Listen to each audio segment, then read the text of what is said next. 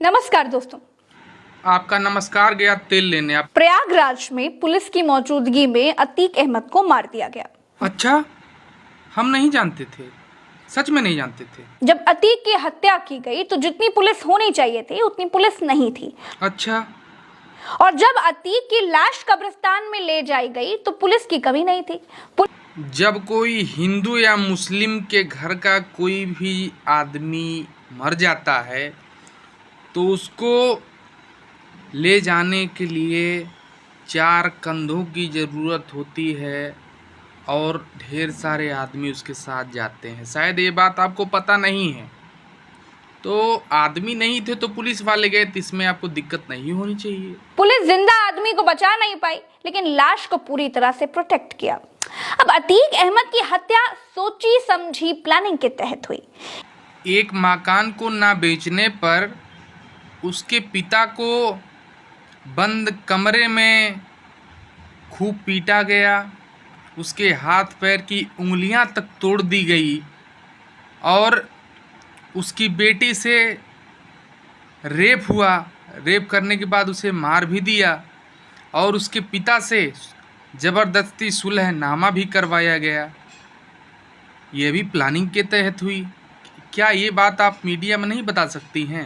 यहाँ आपको एक बात जाननी बहुत जरूरी है दोस्तों। जो लोग ये कह रहे हैं ना कि अतीक के बहुत दुश्मन थे, किसी ने उसे मार दिया होगा, तो ऐसा बिल्कुल नहीं था। अतीक अहमद की हत्या उसके दुश्मनों ने नहीं की। अतीक अहमद को उन लोगों ने मारा जिनका अतीक से कोई लेना देना नहीं था। एक हत्यारा हमीरपुर का था, दूसरा कासगंज का था, तीसरा बांदा का था।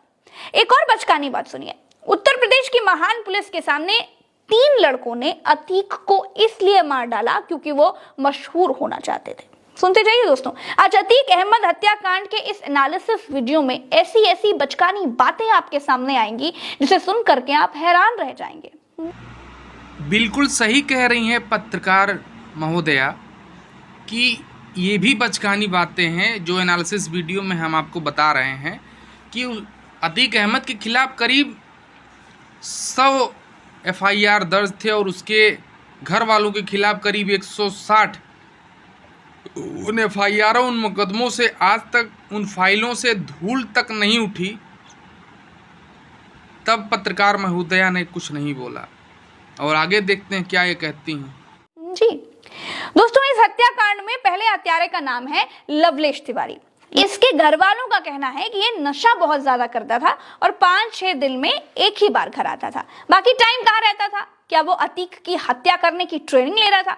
क्योंकि जिस स्टाइल में हत्या की गई है वो किसी नौसिखिए का काम नहीं दिखता। पत्रकार महोदया, अतीक के भाई अशरफ ने मदरसे से 2 लड़कियों को उठाया और उनके साथ जबरन रेप किया और फिर ले जाके मदरसे में छोड़ दिया। ये भी किसी नौसिखिए का काम नहीं था।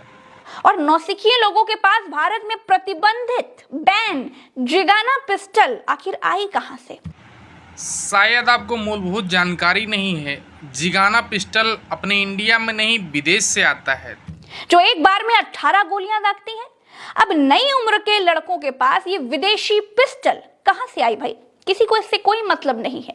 ये सवाल शायद सही नहीं बैठता है। जी बिल्कुल सही कह रही हैं पत्रकार महोदया, ये सवाल सही नहीं बैठ रहा है, इसीलिए पूछा नहीं जा रहा। दूसरे हत्यारे का नाम सनी सिंह है, ये हमीरपुर का रहने वाला है। तीसरे हत्यारे का नाम है अरुण मौर्य, ये कासगंज का रहने वाला है। अब दोस्तों बात आती है कि क्या पुलिस चौकन्नी होती तो अतीक अहमद जिंदा होता? अगर पुलिस चौकन्नी होती, एक्शन में होती तो 1989 में चांद बाबा की हत्या नहीं होती। क्या ये सही है? हाँ बिल्कुल। और एक और खास बात दोस्तों, चलिए मानते हैं कि पत्रकारों के सूत्र बहुत मजबूत होते हैं। तो पत्रकार महोदया, आपके सूत्र बहुत कमजोर लग रहे हैं हमें। उनको तो सब पता चल गया होता है, लेकिन उन हत्यारों को किसने बताया जो अलग अलग जिलों से आकर प्रयागराज में 2 दिन से एक होटल में रह रहे थे?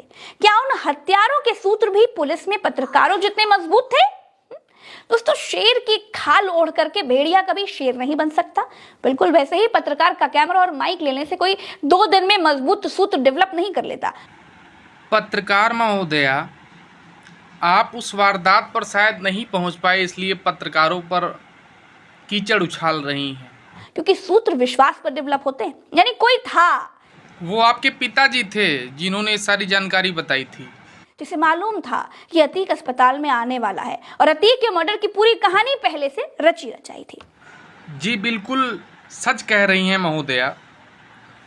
2005 में राजू पाल की हत्या होने के बाद उसकी लाश को ले जा रही एम्बुलेंस को 56 किलोमीटर तक उसका पीछा किया गया और जब उसकी बॉडी को मेडिकल कॉलेज ले जाया गया तो वहाँ उसकी बॉडी पर अनगिनत फायरिंग किए गए। ये शायद आपकी जानकारी में नहीं है, क्योंकि गोदी मीडिया अतीक के मन की बात जानता है। अब अगली बात ये आती है दोस्तों कि अतीक के मरने के बाद बीजेपी के नेताओं ने इस हत्याकांड को जस्टिफाई करना शुरू कर दिया। मंत्रियों तक की निगाहों में अतीक अहमद की हत्या जायज थी।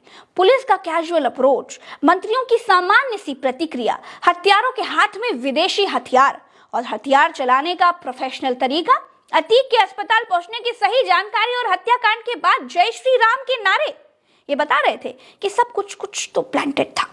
ये प्लान किसने बनाया वो पुलिस जांच करके बताएगी, जो खुद हमले के वक्त भाग खड़ी हुई थी और जिसने तो महोदय आप ही बताइए, आप ही जांच करके बताइए। पुलिस तो भाग खड़ी हुई, आप तो बहुत ही निर्भीक और गोदी मीडिया चलाती हैं, आप सबके मन की बात जानती हैं, तो आप वो भी जान ही रही होंगी, बताइए। और जिसने अपनी रिपोर्ट में लिखा है कि हत्यारे पुलिस की तारीफ कर रहे हैं। अगर पुलिस ना होती तो वो हत्या करके भाग जाते, लेकिन पुलिस बहुत तेज थी। इसका अंदाजा हत्यारों को नहीं था। दोस्तों बहुत बड़ी बात नहीं है कि इस हत्याकांड में जितने भी पुलिस वाले गोली चलने पर अतीक को छोड़ करके भागे थे, उनको आने वाले 15 अगस्त पर वीरता पदक से सम्मानित किया जाए, नहीं कह सकते महोदया। पुलिस वालों को तो वीरता चक्र मिले, सम्मानित किया जाए ना किया जाए, लेकिन आपको तो जरूर सम्मानित किया जाएगा क्योंकि आप गोदी मीडिया चलाती हैं। दोस्तों अतीक अहमद के हत्यारे हत्या के पीछे की वजह ये बताते हैं कि वो मशहूर होना चाहते थे, वो अतीक से बड़का गुंडा बनना चाहते थे, इसीलिए उन्होंने अतीक को मार डाला। बड़े मासूम हत्यारे हैं भैया, इन लोगों ने दाऊद से बड़ा गुंडा बनना नहीं चुना, इनको अतीक ज्यादा बड़ा गुंडा लगा। पत्रकार महोदया, अब मैं समझा, अतीक राजा। खैर अपनी अपनी चॉइस है, लेकिन आपकी चॉइस एक नंबर है, एक नंबर। पुलिस के मुताबिक हत्यारों ने कहा कि वो छोटे छोटे क्राइम करके बोर हो गए थे, इसीलिए उन्होंने अतीक अहमद की हत्या कर दी। समझ रहे हैं आप? जी नहीं, हम नहीं समझ पा रहे हैं, थोड़ा एक्सप्लेन करके बताइए। वो छोटे छोटे क्राइम करके बोर हो गए थे। अब क्या उत्तर प्रदेश में हत्याएं करना इतना आसान है कि कोई गुंडा अगर बोर हो जाए तो वो किसी को पुलिस की कस्टडी में, पुलिस की मौजूदगी में मार सकता है और फेमस हो सकता है? दोस्तों आपको जानकर हैरानी होगी कि जिन 3 लोगों ने अतीक अहमद की हत्या की उनमें से एक नाबालिग है। गोदी मीडिया अपनी चरण वंदना और सरकार चरण चाटो बुलेटिन में अतीक अहमद की हत्या को वध बता रहा है, वध। लेकिन गोदी मीडिया को यह नहीं मालूम कि संवैधानिक देश में वध नाम का कोई टर्म काम नहीं करता है, ये लोकतंत्र है। और सबसे बड़ी बात यह है कि आज सवाल अतीक अहमद की मौत का नहीं है, सवाल देश के लोकतंत्र पर है, सवाल देश के संविधान को बचाने का है, सवाल इस देश में कानून के इकबाल का है, जिसके लिए हम पत्रकार स्वतंत्र प्रहरियों की तरह हमेशा सामने खड़े रहते हैं। सन 1989 में मनोहर जोशी के करीबी अशरफ अली की दिन दहाड़े हत्या कर दी गई, तब कहाँ आप गई थी? आप पीछे खड़े रहेंगे।